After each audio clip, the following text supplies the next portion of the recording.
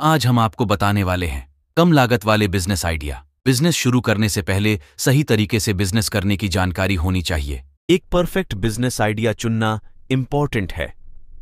इसके लिए आपको खुद को अच्छे से समझना है और उसके आधार पर बिजनेस को चुनना है। बिजनेस को बड़ा करने के लिए मार्केट में मांग और जांच भी जरूरी है। आज के समय में ई कॉमर्स एक ऐसा बिजनेस बनता जा रहा है जिसकी मांग न सिर्फ देश बल्कि विदेशों में भी है। भारत की बड़ी बड़ी कंपनियां अब होलसेलर्स और दुकानदारों को भी खुद से जोड़ रही हैं। इसका सबसे बेहतरीन उदाहरण है फ्लिपकार्ट और अमेज़न। अब फ्लिपकार्ट और अमेज़न की प्लेटफॉर्म के माध्यम से होलसेलर और दुकानदार खुद को रजिस्टर्ड करा सकते हैं और अपने सामानों को इनके माध्यम से ऑनलाइन सेल कर सकते हैं। लेकिन ये सब प्लेटफॉर्म्स हैं और इन पर सेल निकाल पाना काफी मुश्किल होता है और इनके चार्जेस भी बहुत अधिक होते हैं। इसलिए आप अमेज़न या फ्लिपकार्ट की जगह ऐसे प्लेटफॉर्म का चुनाव करें जो अभी नया हो। आप लोगों की ज्यादा जानकारी के लिए ऑनलाइन सेलिंग से रिलेटेड एक वीडियो बना देंगे, आप देख लिएगा। आजकल लोग एफिलिएट मार्केटिंग में हाथ आजमा कर अच्छा पैसा कमा रहे हैं। इस मार्केटिंग की सबसे खास बात यह है कि इसमें आपको अपनी सहूलियत के हिसाब से अपना समय देकर पैसा कमा सकते हैं। एफिलिएशन मार्केटिंग में आप किसी कंपनी से जुड़कर उसके प्रोडक्ट मार्केट में भेजते हैं। इससे आपको मुनाफा होता है। आजकल एफिलिएट मार्केटिंग का क्रेज काफी बढ़ा हुआ है।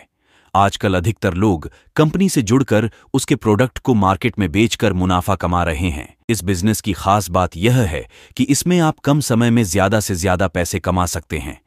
जितना प्रॉफिट आप कंपनी को उसके प्रोडक्ट बेचकर देंगे, उसका मुनाफा आपको भी उतना ही ज्यादा होगा। अफिलिएट प्रोग्राम्स के द्वारा हर एक अफिलिएट को एक यूनिक आईडी दी जाती है जो सेल्स में जानकारियां जुटाने में हेल्प करती है। एफिलिएट मार्केटिंग के थ्रू आप अच्छा खासा अपना बिजनेस ग्रो कर सकते हैं। बिना इन्वेस्टमेंट के आप बिजनेस में अपना प्रॉफिट रेशियो हाई कर सकते हैं। इसके लिए आपको टाइम और दिमाग लगाना होगा। पूरी स्टडी ले लिए, आपको इसमें रिसर्च और एनालिसिस की जरूरत है। तीसरे नंबर पर आता है मोबाइल रिचार्ज का बिजनेस। आज के समय में मोबाइल तो हम सभी यूज करते हैं। आज हम बात करेंगे मोबाइल रिचार्ज के बारे में। अब कूपन वाले रिचार्ज का जमाना चला गया है। अब सब चीजें डिजिटल हो गई हैं। सारे काम स्मार्टफोन और कंप्यूटर के द्वारा किए जा रहे हैं। यहाँ तक कि मोबाइल का रिचार्ज भी अब फोन से ही हो जाता है। अगर आपका पहले से भी कोई बिजनेस है तो आप इसे साइड बिजनेस के तौर पे काम डाल सकते हैं। इसकी शुरुआत लगभग 3,000 रुपए से की जा सकती है। लगभग 2 से ढाई घंटे का समय भी इसके लिए पर्याप्त है। यानी एक स्टूडेंट भी इस काम को अच्छे तरीके से कर सकता है। आजकल के स्टूडेंट्स पढ़ाई के साथ साथ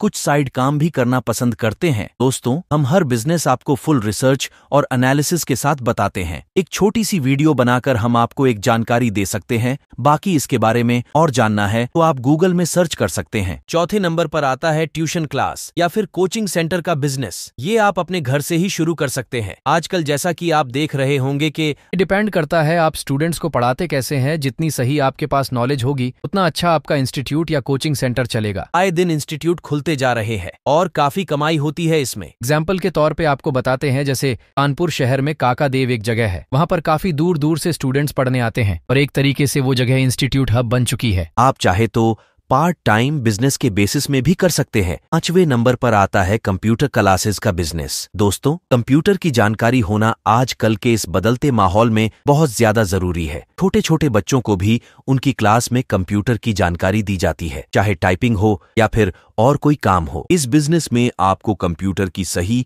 और एक्यूरेट नॉलेज होना जरूरी होती है। सबसे अच्छी बात यह है कि इस बिजनेस में कंपटीशन लेवल काफी कम होता है। आप अपने नजदीकी गांव या शहर से ही इस बिजनेस की शुरुआत कर सकते हैं। इसके लिए आपको सबसे पहले एक कंप्यूटर सिस्टम चाहिए होता है। शुरुआत में आप एक कंप्यूटर से स्टार्ट कर सकते हैं। जैसे जैसे आपके स्टूडेंट्स बढ़े, आप इस बिजनेस को और भी बेहतर तरीके से चला सकते हैं। आप ये काम पार्ट टाइम में भी कर सकते हैं। छठा नंबर पर आता है टेली कॉलिंग का बिजनेस। अब बात करते हैं टेली कॉलिंग या कॉल सेंटर के बारे में। आप जब भी कस्टमर केयर में फोन करते हैं तो आपने ध्यान दिया होगा कि दूसरी तरफ से कोई बोलता है, वेलकम, आपका स्वागत है। वह टेलीकॉलर होता है जो आपको कस्टमर केयर सर्विस देता है। टेलीकॉलिंग में भी आप बिजनेस करके अपना अच्छा पैसा कमा सकते हैं। अगर आप ये बिजनेस पार्ट टाइम में करेंगे तो उसमें सैलरी कम होती है, वही अगर हम बात करें फुल टाइम जॉब में सैलरी अच्छी होती है। टेलीकॉलिंग का बिजनेस डे बाय डे आगे आता दिख रहा है। चाहे कोई भी फील्ड हो, जैसे हॉस्पिटल, शॉपिंग मॉल्स, हर टाइप की कंपनीज में टेलीकॉलर काम करते हैं।